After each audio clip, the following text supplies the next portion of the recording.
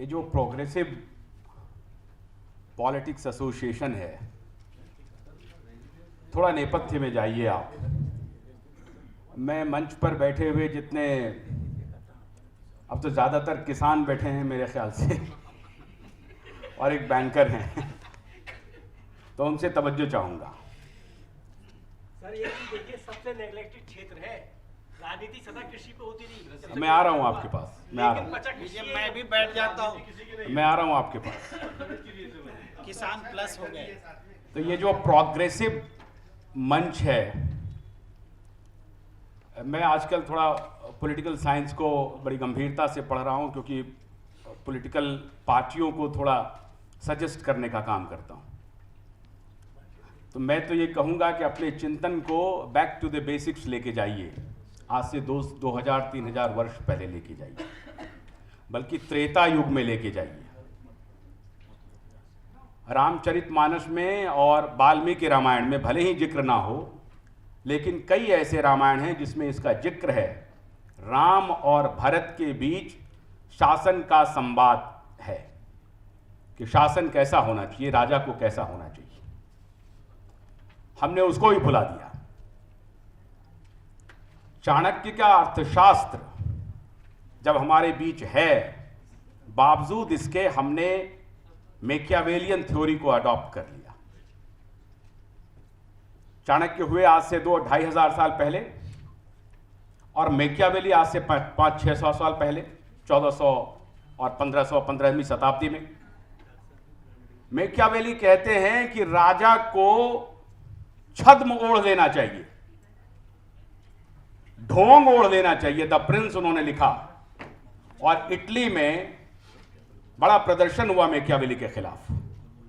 अब मैकियावेली से थोड़ा और आगे बढ़िए, हॉब्स और रूसो ने क्या कहा गवर्नेंस के बारे में।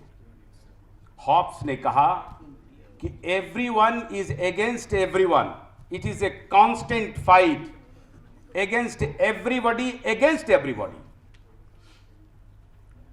और कहा कि ये जो कॉन्फ्लिक्ट है, ये कॉन्फ्लिक्ट बना रहेगा। इसलिए उन्होंने लेवियाथन का थ्योरी दिया।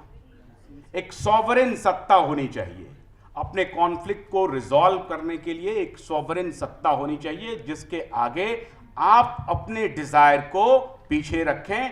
और सोशल कॉन्ट्रैक्ट उसके बाद लिखा गया, जो रूसो ने लिखा।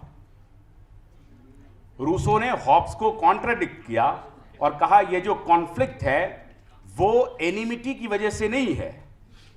रूसो ने कहा कि जन्म लेने के बाद जो इनइक्वालिटी है, discourse on the inequality, origin of inequality, Rousseau ने इसको प्रतिपादित किया। हमने चाणक्य के जो पुरुषार्थ थे उन्होंने परिभाषित किया। हमारे यहां तो 4 पुरुषार्थ हुए, धर्म, अर्थ, काम और मोक्ष। यही हमारा फिलॉसफी है, इसको भी हमने रिजेक्ट कर दिया। और दुर्भाग्य यह है, मैंने कल फेसबुक पे एक पोस्ट लिखा और मैंने आलोचना की एक ऐसे नेता की जिसके लिए हमने कभी कहा कि मैं तारीफ करता था। उस वक्त कहा गया कि ये आजादी का दूसरा आंदोलन है। हमने कहा कि he is the real ambassador of Machiavellian theory, क्योंकि उन्होंने अडॉप्ट कर लिया। मैकियावेली ने जो कहा कि हमको छद्म मोड़ देना चाहिए, तो छद्म मोड़ दिया। अगर आप प्रोग्रेसिव पॉलिटिक्स करना चाहते हैं तो you need to learn the art of resolving the conflict. और ये अभी वो सज्जन कह रहे थे कि हम लोगों ने ये मंच बनाया है कि कृषि में जो प्रॉब्लम है उसको कैसे दूर किया जाए, एजुकेशन में जो प्रॉब्लम है उसको कैसे दूर किया जाए, अनएम्प्लॉयमेंट का जो प्रॉब्लम है उसको कैसे दूर किया जाए, इंडस्ट्रियल ग्रोथ कैसे हो उसको कैसे दूर किया जाए, इस सब के बारे में चर्चा करने का एक प्लेटफॉर्म बनाया है। मैं समझता हूं कि ये जो कॉन्फ्लिक्ट है इसको रिजॉल्व करने के लिए अगर प्रोग्रेसिव ये जो पॉलिटिक्स का एसोसिएशन है, इसके लिए प्रेम जी को बहुत बहुत बधाई। और हम उम्मीद करते हैं, वक्त की कमी है, बहुत लंबी चर्चा करेंगे, प्रेम जी को, और मैं देख रहा था वो तमन्ना जी को और कौशलेंद्र जी को और भी जो लोग इनके उपाध्याय जी को, मुझे नहीं मालूम बिहार में वो कहाँ कर रहे हैं, मैं उनसे ज़रूर संपर्क साधूंगा। लेकिन अगर इस मंच को आपने कॉन्फ्लिक्ट रिजॉल्व करने का अच्छा मंच बनाया, तो हम समझते हैं कि ये गाड़ी आगे बढ़ेगी और उसमें सभी पॉलिटिकल पार्टी के लोगों को और ख़ास तौर से जो फिलोसोफर हैं, जो चिंतन कर रहे हैं, उनको बुलाइए वहीं से।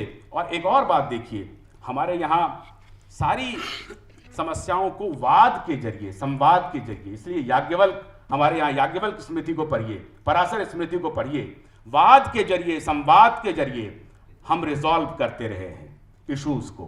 इसलिए वाद और संवाद की परंपरा को आगे बढ़ाने के लिए किसी दूसरे देश जाने की जरूरत नहीं है। वो सज्जन कह रहे थे डेवलपमेंट के इशू पर वोट होता है। स्विट्जरलैंड जैसे विकसित देश को विमेन फ्रेंचाइज का राइट 1976 में मिला। हम बहुत विकसित हैं।